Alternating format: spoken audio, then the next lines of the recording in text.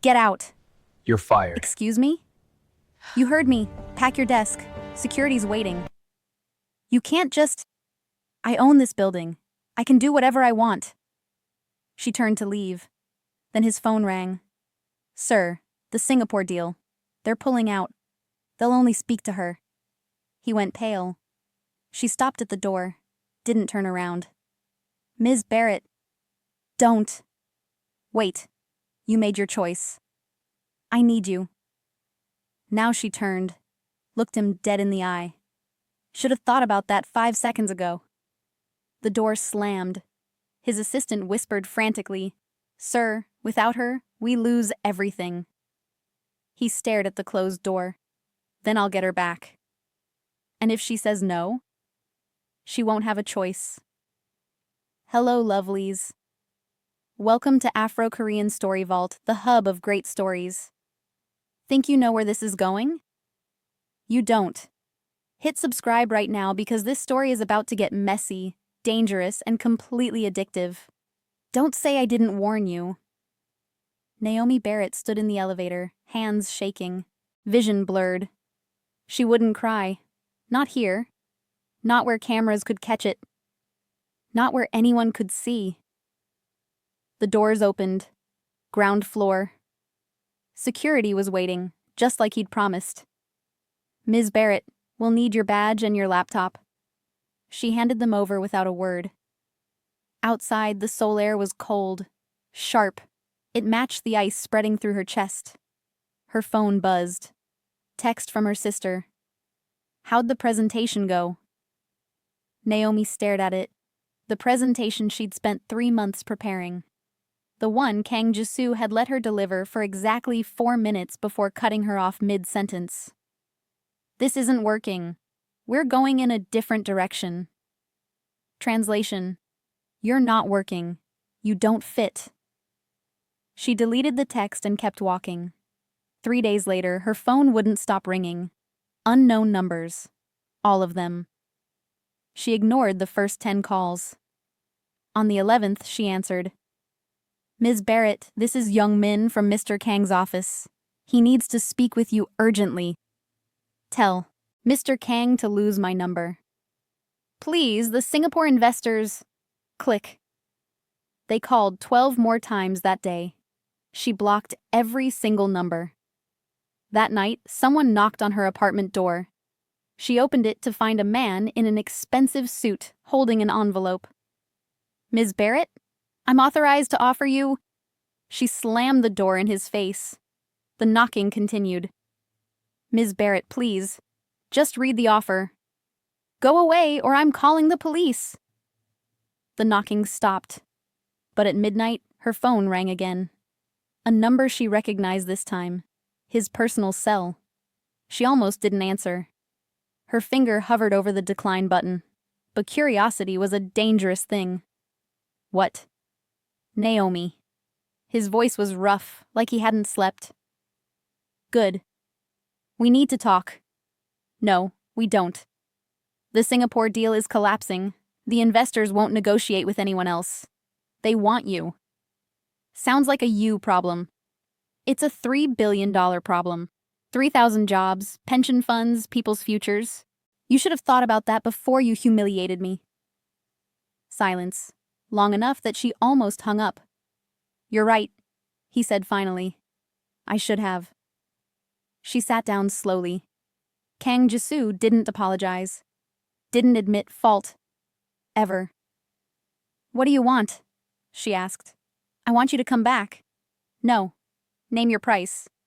There isn't one. Everyone has a price? Not me. Goodbye, Mr. Kang. Wait.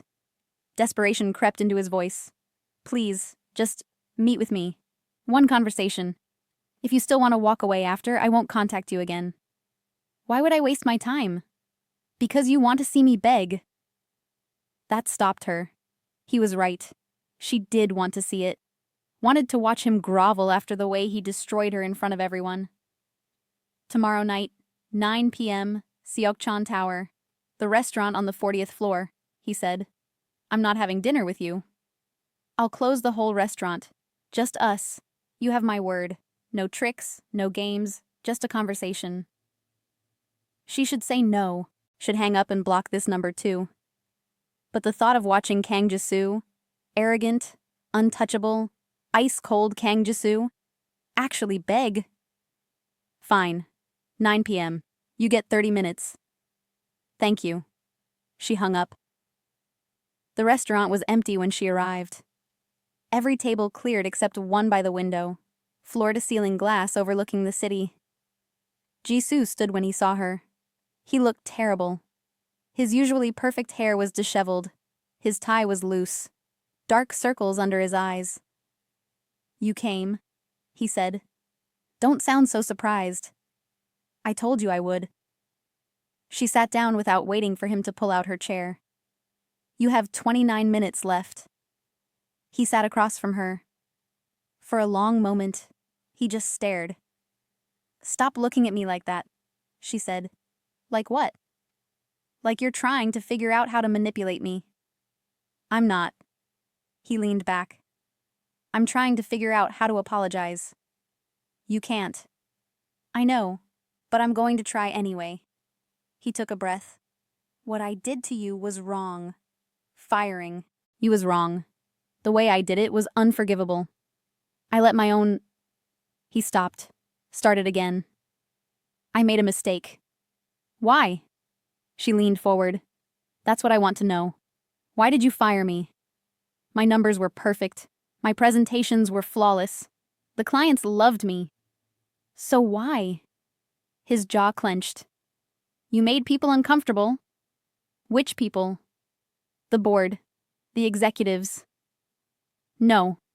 She shook her head. Try again, because I've made people uncomfortable my entire life, and I've never been fired for it before. You challenged me. So? So no one challenges me. And that threatened you? Yes. The admissions seemed to cost him. You walked into every meeting like you owned it. You called out my strategies when they were flawed. You pushed back on decisions. You made me look human? His eyes snapped to hers. You made yourself look human, she continued. Fallible. And you couldn't stand it. So you got rid of the problem. Yes. At least he was honest. So why bring me back? She asked. Because I need you. For the Singapore deal. Yes. And after that? After that, I don't know. She stood up. Then we're done here. Wait. He grabbed her wrist. She looked down at his hand, then up at his face. Let go. He did. Immediately. Sit down, please. Let me finish. Against her better judgment, she sat. I need you for the Singapore deal, he said. That's true, but it's not the only reason I want you back. Then what is? Because every decision I've made since you left has been wrong.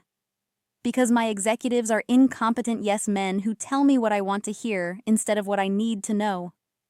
Because I look around that boardroom and realize that you were the only person who ever had the courage to tell me the truth. So I'm supposed to come back and babysit your ego? No. You're supposed to come back and do your job. The job you're exceptional at. And I'm supposed to stay out of your way and let you do it. She studied him. What's the catch? No, catch. Just terms. I'm listening. Triple your salary, vice president title, full autonomy on all international deals, your own team. You report directly to me and no one else, and a contract that makes it nearly impossible for me to fire you again without cause. And if I say no? Then the Singapore deal collapses. The company loses billions. Thousands of people lose their jobs. He paused, and I'll have to live with the fact that I destroyed the career of the most talented executive I've ever worked with because I was too arrogant to admit I was wrong. Naomi sat back. You're serious. Completely. And what happens when I make you uncomfortable again? When I challenge you in front of the board? Then you challenge me. That's what I'm paying you for. I don't believe you. I don't expect you to. Not yet, but I will prove it. She looked out the window at the city lights below. Thought about her sister's texts asking when she'd find a new job. Thought about the bills piling up. Thought about how good it would feel to walk back into that building and watch every person who'd laughed at her have to call her vice president. "I want it in writing," she said. "Everything you just promised. Legal, binding. Done. And I want a public apology, in front of the entire executive team." His face darkened, but he nodded. "Agreed. And one more thing." She leaned forward. "You ever humiliate me like that again, I don't just quit. I take every client relationship I've built, every contact I have, and I go to your biggest competitor. Are we clear?" "Crystal." She stood up. "Have the contract ready by Monday. I'll review it with my lawyer." "Thank you."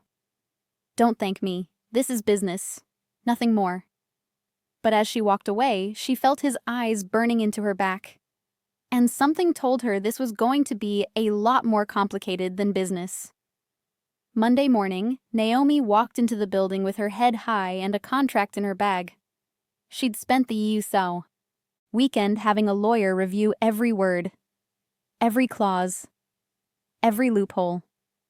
The receptionist looked surprised to see her. Whispers followed her through the halls. She caught fragments. "I heard she threatened to sue. Jisoo must be desperate. She's got something on him, I'm telling you." She didn't care. When she reached the executive floor, Jisoo was waiting.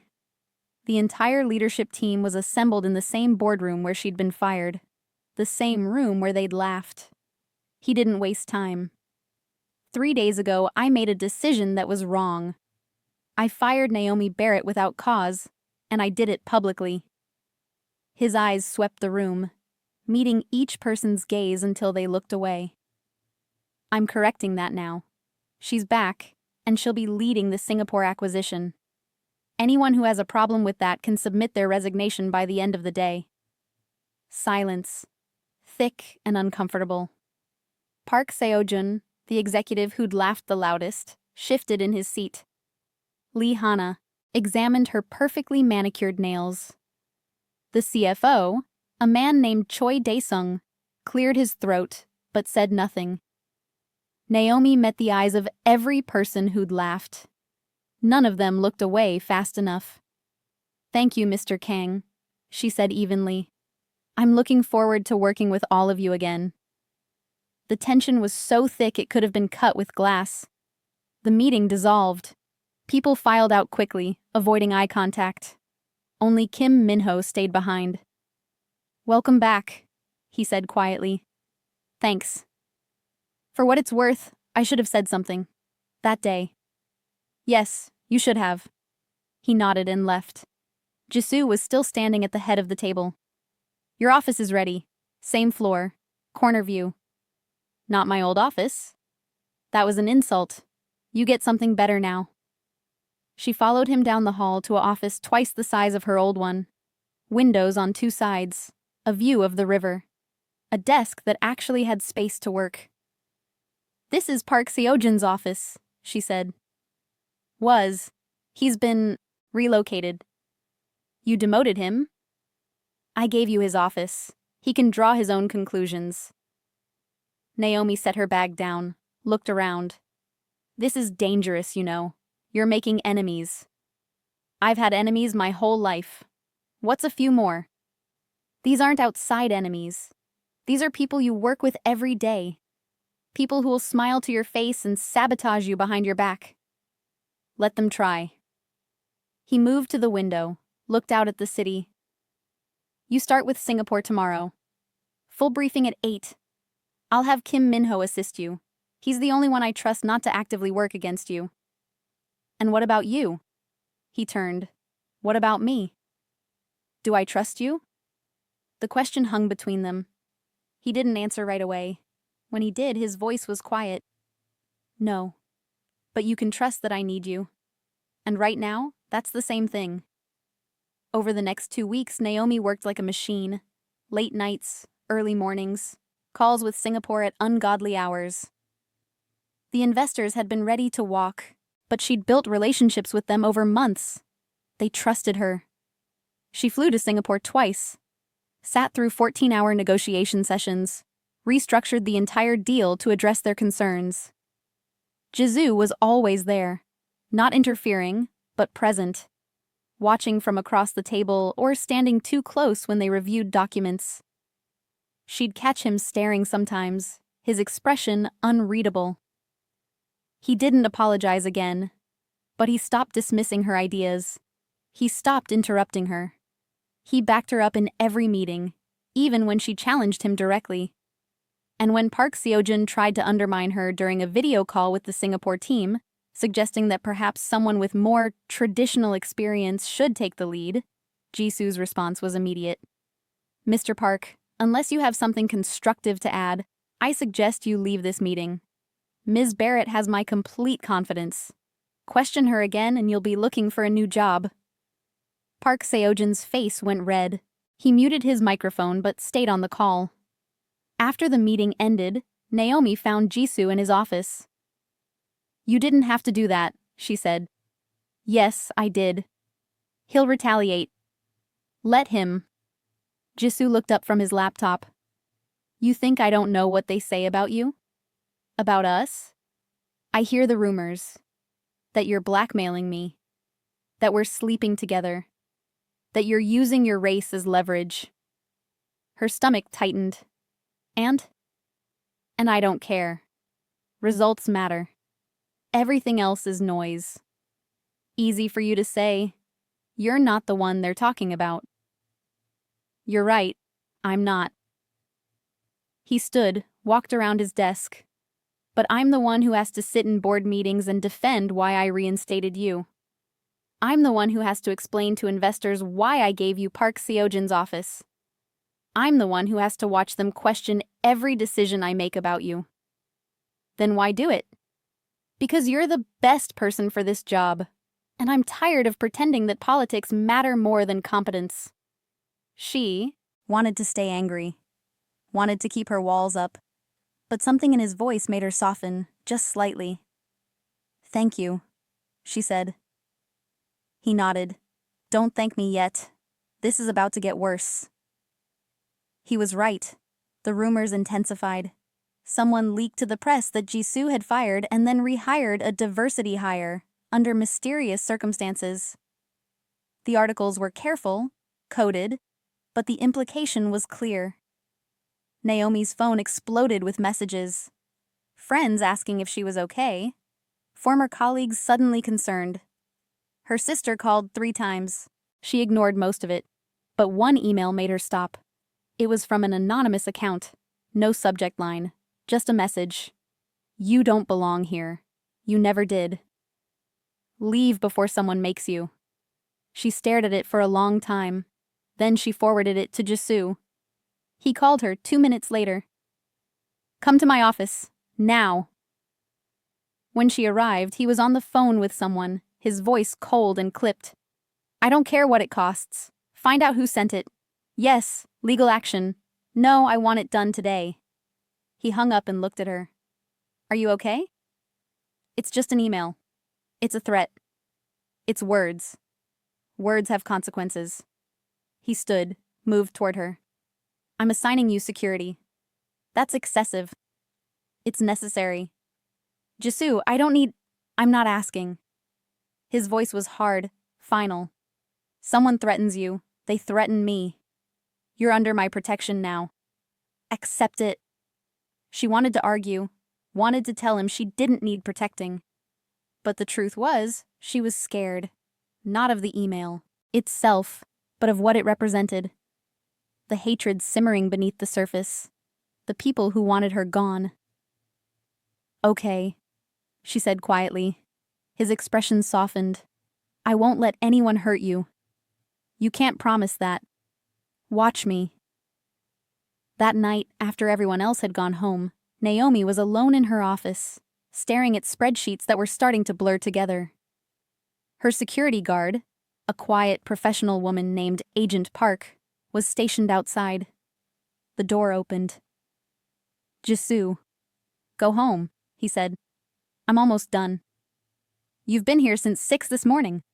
So have you." He didn't deny it. Instead, he sat down across from her, loosened his tie. For a moment, neither of them spoke. "Why do you do this?"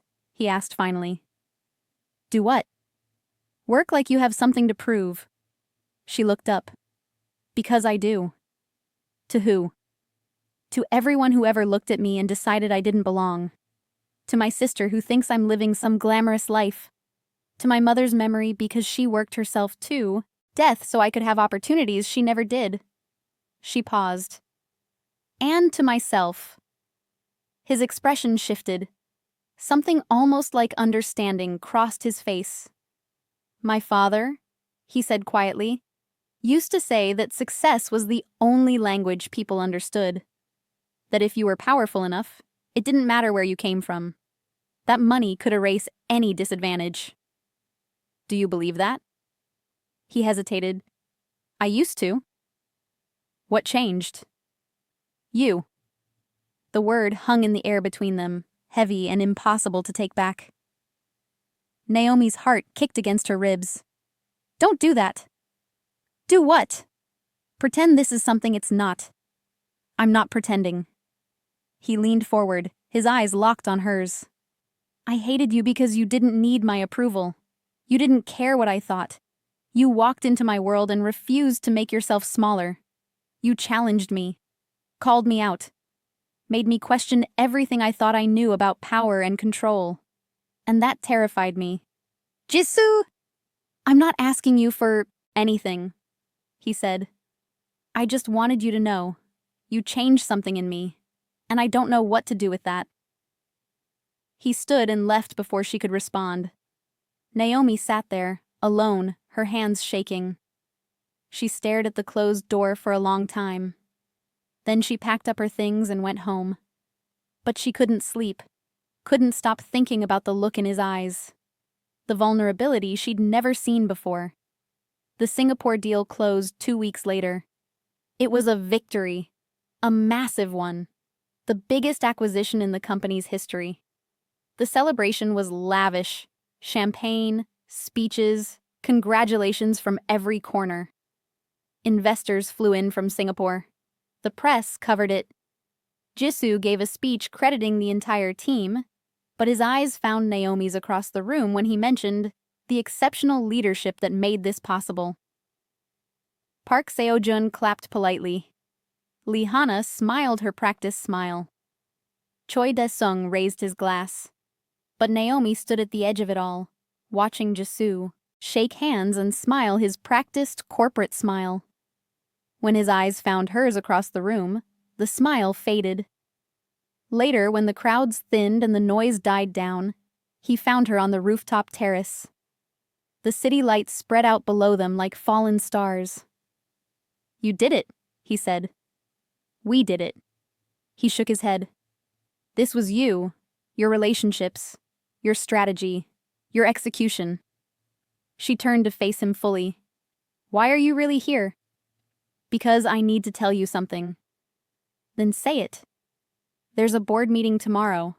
Some of the senior executives are pushing to restructure your role.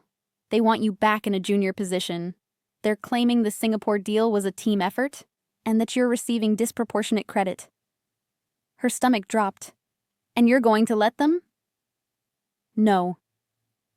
His voice was hard, certain, with an edge she'd never heard before. "I'm going to fight for you. But I need you to know. It's going to get ugly. They're going to question your qualifications, your experience. They're going to bring up the fact that I fired and rehired you. They're going to make this about us." "Us?" "The rumors. People think we're involved." "Are we?" The question escaped before she could stop it. Jisoo stared at her. "Do you want to be?" "I asked first." He stepped closer. Close enough that she could feel the heat radiating off him. Close enough to see the exhaustion and the anger, and something else she couldn't name. "I don't know how to do this," he said quietly. "I don't know how to separate what I feel from what I need. I don't know if I'm protecting you because it's right or because I can't stand the thought of anyone hurting you. I don't know if I'm fighting for you because you deserve it or because losing you would destroy me." Her breath caught. Jisoo, all I know is that you make me want to be better. You make me question everything I thought I knew about myself. And that scares the hell out of me. She reached up, her hand trembling, slightly, and touched his face. He went completely still. You could have just fired me quietly, she said. Avoided the fight. Saved yourself the trouble. I could have. So why didn't you? Because losing you once was enough. The words hit her like a physical blow. She wanted to say something sharp, something that would push him away, protect her from whatever this was becoming. But she couldn't. If I stay, she said slowly, things change. You don't get to control me. You don't get to decide when I'm valuable and when I'm not. We're equals, or we're nothing. I know. And if you ever humiliate me again, I won't. You don't know that. Yes, I do. His hand came up, covered hers where it rested against his face. Because I won't survive losing you twice. The world went quiet. The city noise faded. Everything narrowed to this moment, this choice. Naomi looked at their hands, then up at his face. The walls were still there, but they were cracking, splintering. And behind them, she saw something real. I'm not your redemption project, she said softly. I know. And I'm not going to fix you. I don't want you to. He exhaled, and for the first time, he looked completely, devastatingly vulnerable. I just want you to stay, to give this, whatever this is, a chance. Even if it's messy, even if it's complicated, even if we have no idea what we're doing. She pulled back slightly, and his hand fell away. I need time, she said. He nodded. Take all the time you need.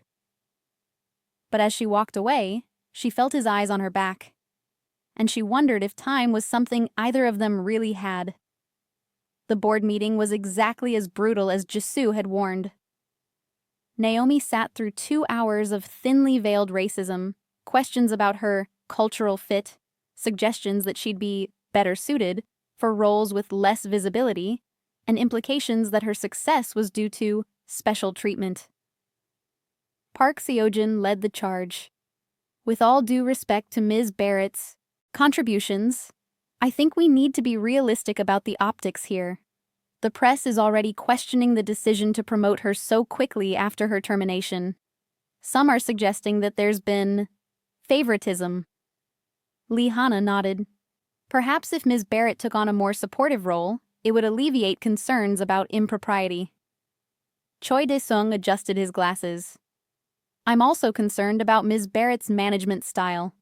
Several team members have expressed that they find her approach aggressive and difficult to work with. Naomi sat perfectly still, her hands folded on the table. She'd prepared for this, expected it, but it still felt like being slowly torn apart. Jisoo let them talk. Let them say their piece. His face was impassive, unreadable. When they finally fell silent, he leaned forward. Are you finished? Park Seo-jin blinked. I think we've raised legitimate concerns. You've raised nothing but thinly disguised bigotry and wounded egos. Jisoo's voice was ice. Let me be very clear about something. Ms. Barrett closed a $2 billion deal that every single person in this room said was impossible. She did it in half the time we projected. She did it under budget, and she did it while being actively undermined by members of this leadership team. That's not, Lee Hana started. I have the emails, Ms. Lee. I know exactly what you said to the Singapore team behind Ms. Barrett's back. I know that you tried to convince them to request different leadership. Shall I read your messages aloud, or would you like to resign quietly? Lee Hana went pale. Jisoo turned to Park Seo-jun. And you've spent the last month spreading rumors about Ms. Barrett's personal life, about her relationship with me, about how she supposedly manipulated her way back into this company. I have witness statements, documentation, enough to pursue legal action for defamation and hostile work environment. Park Seo-jun's mouth opened and closed. As for management style, Jisoo continued, looking at Choi Dae-sung. Ms. Barrett's aggressive approach is called competence. It's called not accepting mediocrity. It's called holding people accountable. If that makes your team uncomfortable, perhaps they're not equipped for this level of business. The room was dead silent. Ms. Barrett's role is not up for discussion. She will continue leading major acquisitions. She will continue reporting directly to me. And if any of you have a problem with that, there's the door. I'm sure our competitors would be happy to hire you. No one moved.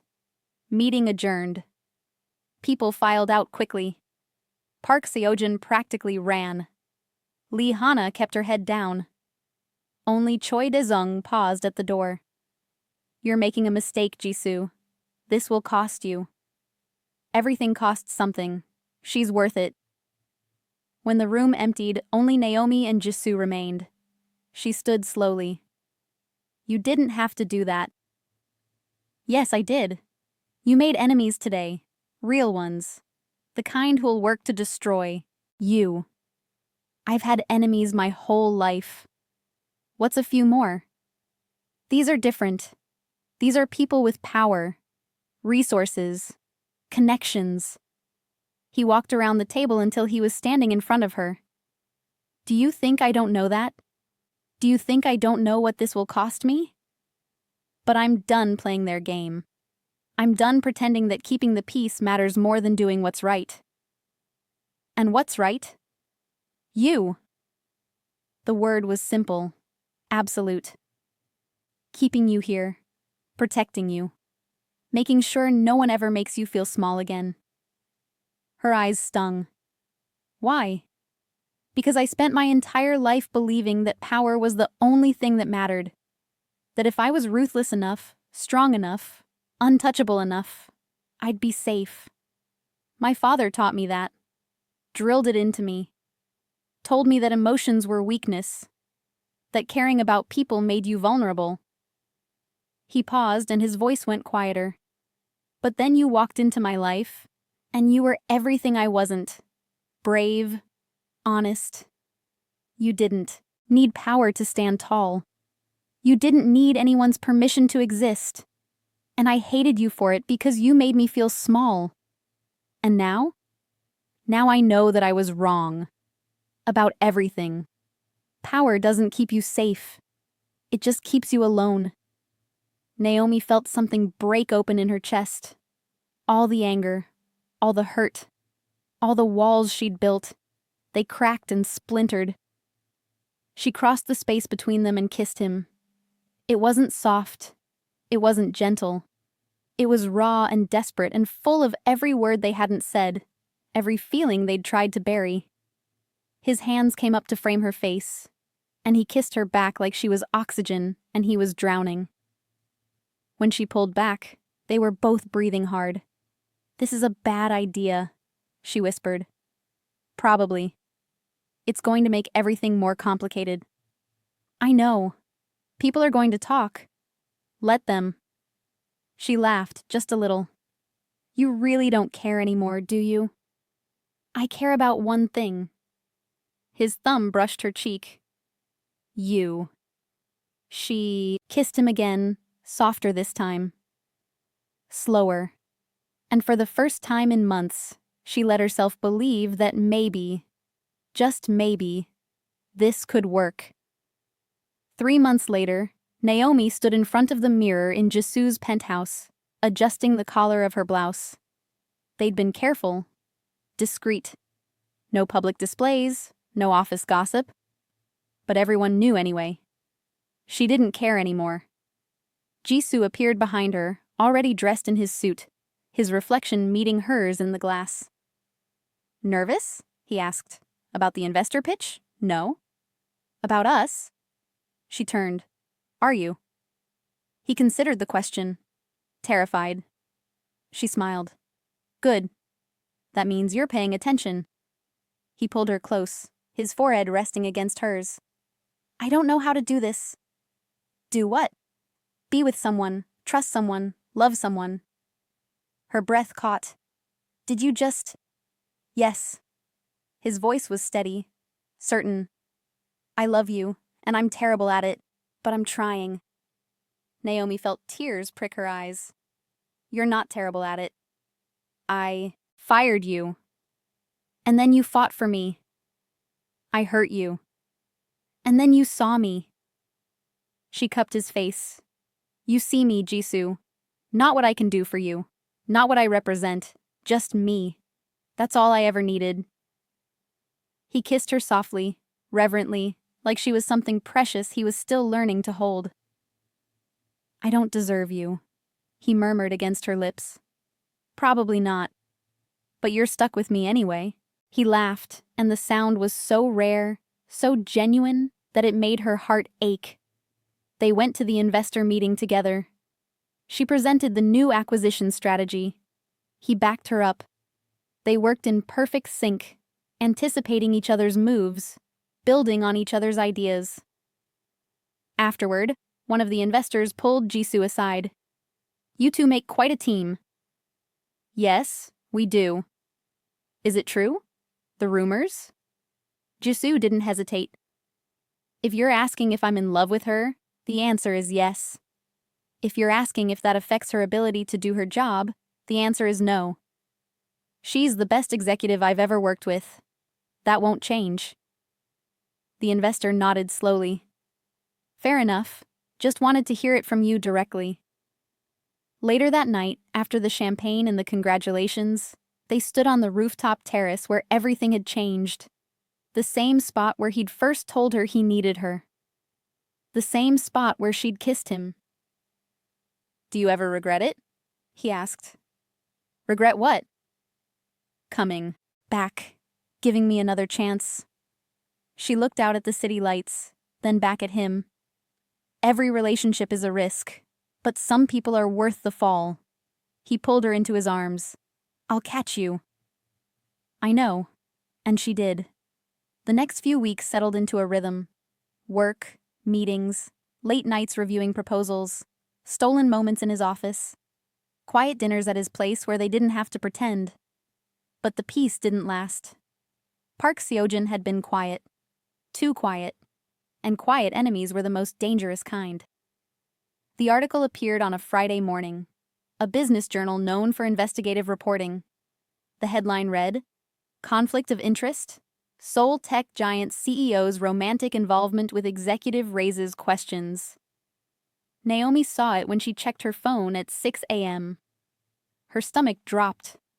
The article was careful. No outright accusations. Just implications. Questions about whether their relationship had influenced business decisions. Whether Naomi's rapid promotion was based on merit or personal involvement. Whether Jisoo's defense of her at board meetings was professional or personal. They'd used anonymous sources. Senior executives who requested anonymity. Board members concerned about governance. All the usual covers for people with axes to grind. Her phone rang. Jisoo. Don't read it, he said immediately. Too late. It's garbage. Speculation. We'll sue for defamation. That'll just make it worse. It'll look like we're trying to hide something. Silence. Because they both knew she was right. Come to the office early, he said finally. We need to talk about how to handle this. She arrived at 7. The building was mostly empty. Agent Park escorted her up. Jisoo was in his office, tie already loosened, looking like he'd been there all night. Legal documents covered his desk. I've had our lawyers review it, he said without preamble. It's carefully worded. Nothing we can definitively prove as false. They're protected by claiming it's questions, not accusations. So we can't do anything. I didn't say that. He pulled out a chair for her. We have options. We can issue a statement, go public with our relationship on our terms, or we can ignore it and let it blow over. It won't blow over. You know it won't. Then we control the narrative. She sat down heavily. What does that mean? It means we hold a press conference. We acknowledge our relationship. We show them the timeline. That you were promoted based on results. That the Singapore deal was closed before we were involved. We're transparent, honest. We give them nothing to speculate about. And if they don't believe us, then we keep doing our jobs. We keep delivering results. Eventually, the work speaks for itself. Naomi looked at him. Really looked at him. His hair was messy. His shirt wrinkled. He had shadows under his eyes, but his gaze was steady. "This could destroy you," she said quietly. "The board could force you out. Shareholders could demand your resignation. Everything you've built means nothing without you." The words hung in the air. "Jisoo? I mean it." He knelt in front of her chair, taking her hands. "I've spent my entire life building walls, protecting myself, making sure nothing and no one could touch me. And I was miserable, successful, powerful, and completely alone. Then you crashed through every wall I had. You made me feel things I didn't think I was capable of feeling. You made me want to be better. You don't have to choose between me and your company. I'm not choosing. I'm keeping both. But if I had to choose, if it came down to it, I'd choose you. Every time." Tears spilled down her cheeks. "That's the most romantic and most terrifying thing anyone's ever said to me." He smiled, wiped her tears with his thumb. "Get used to it. I'm apparently terrible at doing things halfway." The press conference was scheduled for Monday. 3 days to prepare. 3 days for the story to spread.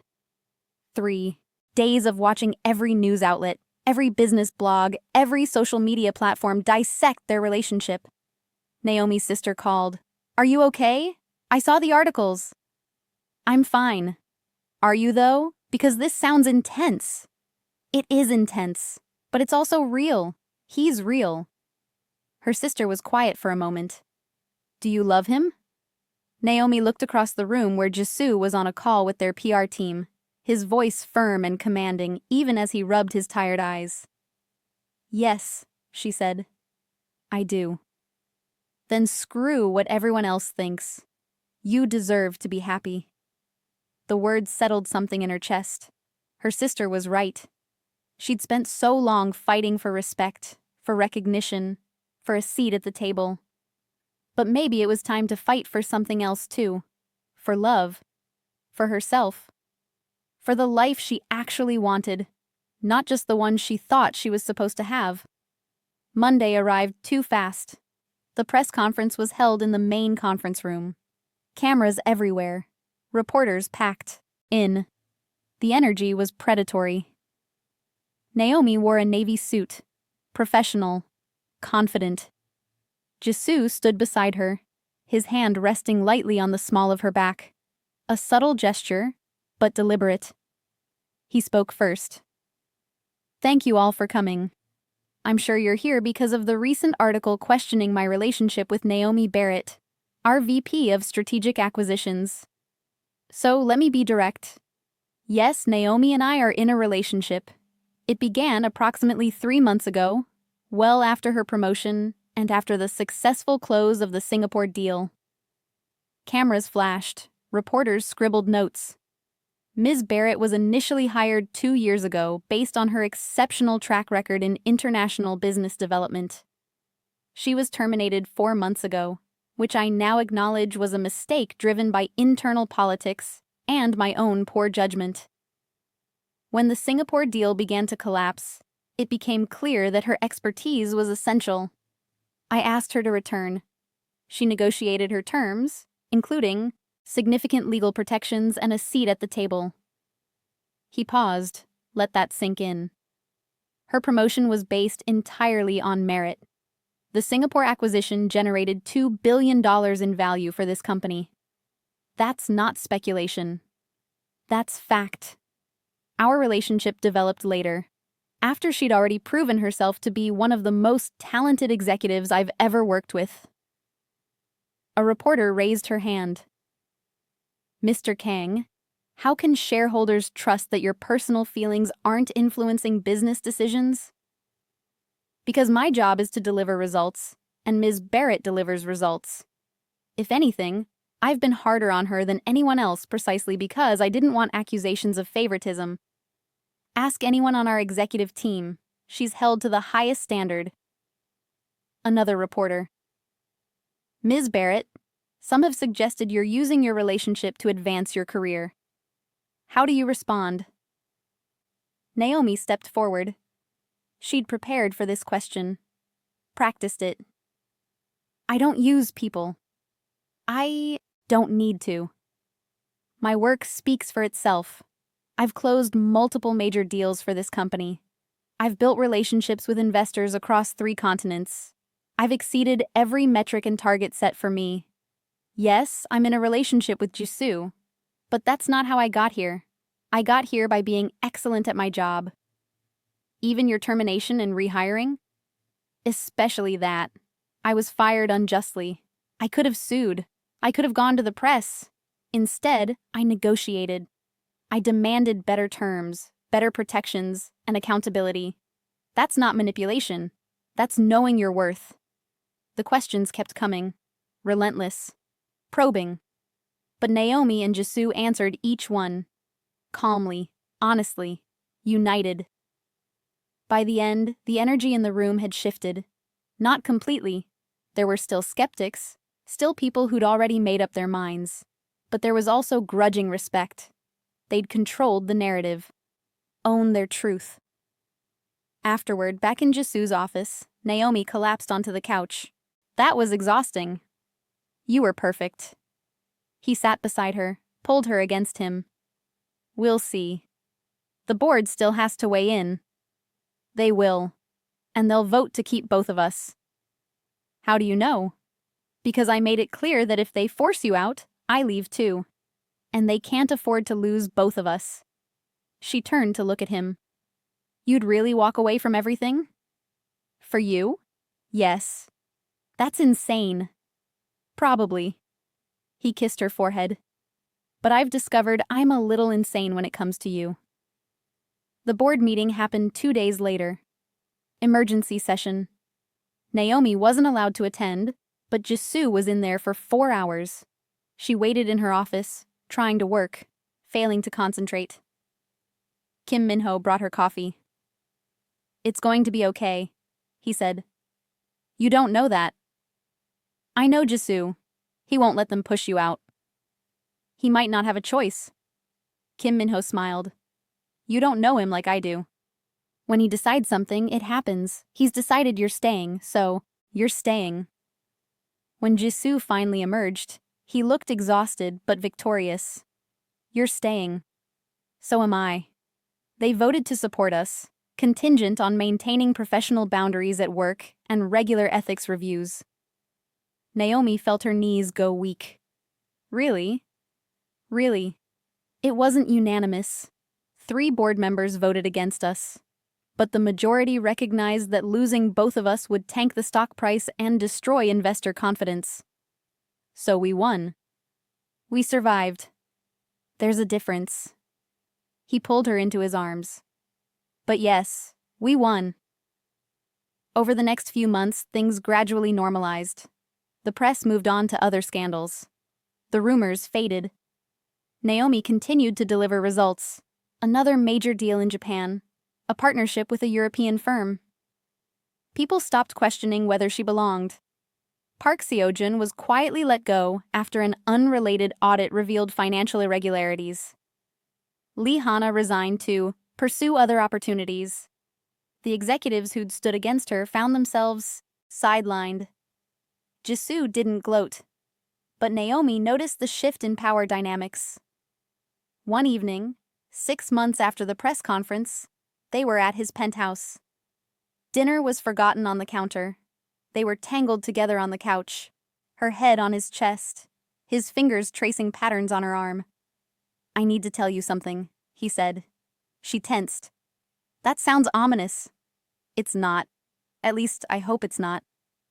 He shifted so he could look at her. I've been thinking about the future. Our future. okay? And I want you to know that I'm not just passing time with you. This is it for me. You're it for me.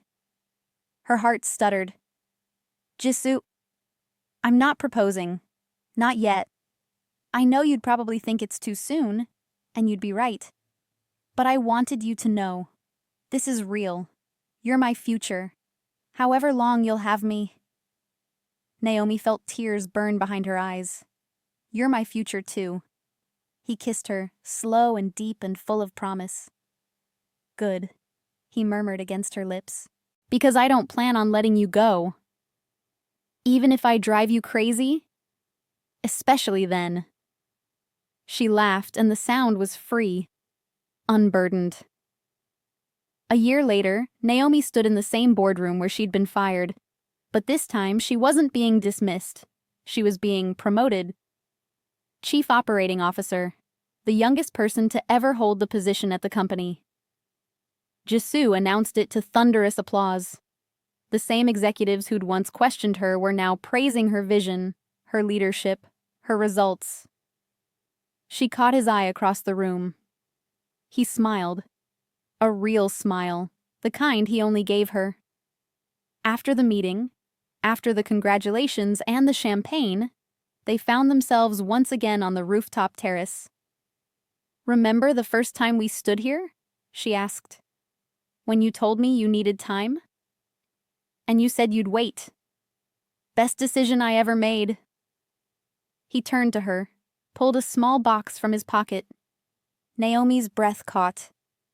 I said I wouldn't propose too soon, he said. It's been a year. Is that soon enough? Jisoo, marry me, not because it makes sense, not because we work well together, but because I love you. Because you're the only person who's ever seen past the walls. Because every day with you is better than every day without you. Tears streamed down her face. Yes. Yes? Yes, you impossible man. Yes. He slipped the ring on her finger, simple, elegant, perfect, and kissed her like she was air, and he was drowning. I love you, he whispered. I love you too. Below them, the city lights sparkled. Above them, stars began to emerge in the darkening sky. They'd started with hate, with contempt and dismissal and all the ugliest parts of human nature. But somewhere along the way, in the fighting and the honesty and the choosing each other over and over again, hate had burned itself out. And in its place, something stronger had grown. Something that looked a lot like love. Something that felt like home. Welcome again, lovelies, to Afro-Korean Story Vault, the hub of great stories. So can love really grow where hate once lived? What do you think? Drop your thoughts in the comments below. And if this story kept you watching until the end, do me a favor. Hit that subscribe button and the notification bell so you never miss another story. I've got more coming that'll make your heart race and your emotions run wild. Thanks for watching, and I'll see you in the next one. Until then, remember, sometimes the person who challenges you the most is the person you're meant to love the most.